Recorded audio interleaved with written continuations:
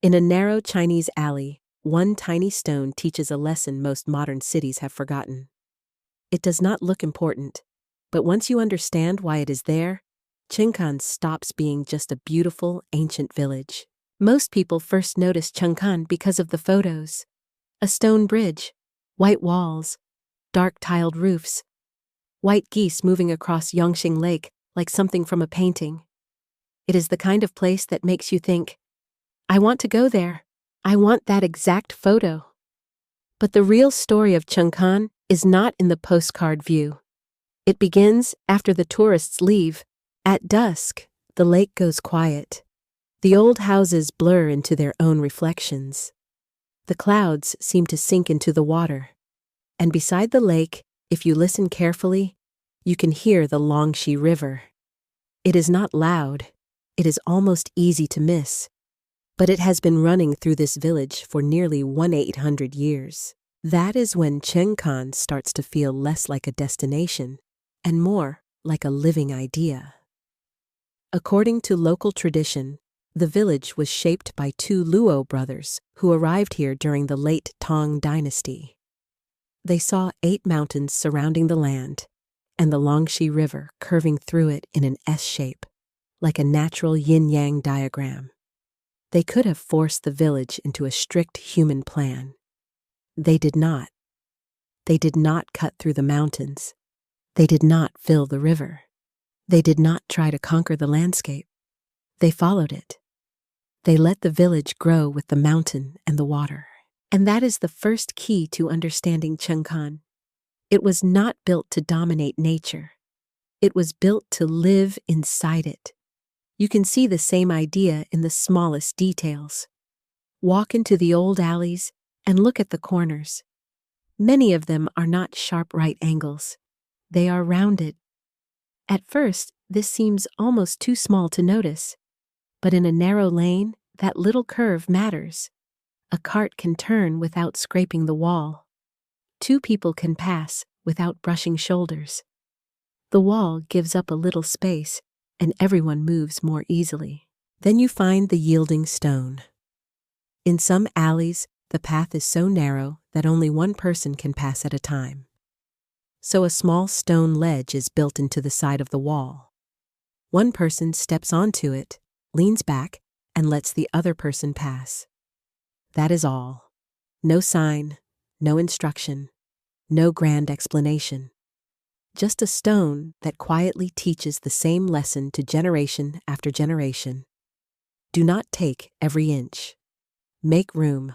This is where Chengkan becomes more than architecture. It becomes a way of thinking. The village is full of these quiet gestures.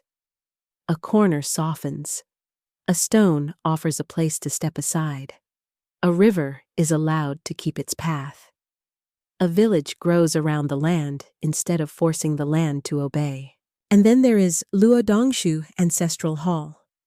The hall is grand, with layered courtyards, carved timber, and painted details. But one of its most interesting details is not the grandest part. It is a small side space, easy to overlook. It was a space left for women. In a traditional clan society, ancestral halls were usually built around male public order. So we have to be careful here. This was not equality in the modern sense, but the fact that the space exists still matters. It suggests that the architecture did not erase the other half completely.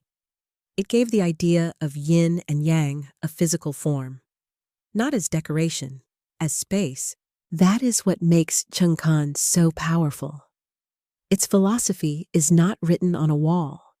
It is hidden in where the wall turns, where the road widens, where the water flows, and where a door is placed. In many classical Western gardens, beauty often comes from symmetry, order, and control.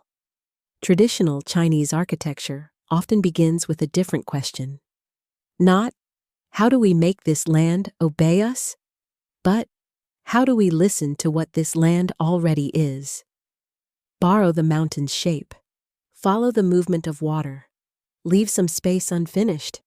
Do not occupy everything. That is why Chengkan stays with you. Not because it is old, not because it looks good in photos, but because it carries a kind of wisdom that feels rare now. It does not say, "Look how large I am. Look how powerful I am."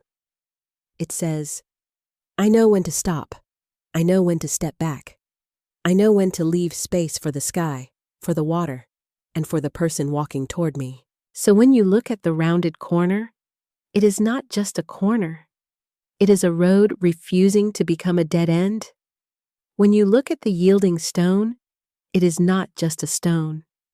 It is a reminder that when two people meet in a narrow place, someone has to make room first. And when you hear the Longxi River, it is not just water. It is the sound of a village that has survived by moving with the land, not against it. If you ever visit Chengkan, do not rush to take the photo. Stand still for a moment. Listen for the river. Look down at the stone in the alley. And you may understand why some buildings do more than show us beauty. They teach us how to live. Because life is not always won by taking more space. Sometimes, the deeper wisdom is knowing when to leave a step for others, for nature, and for yourself.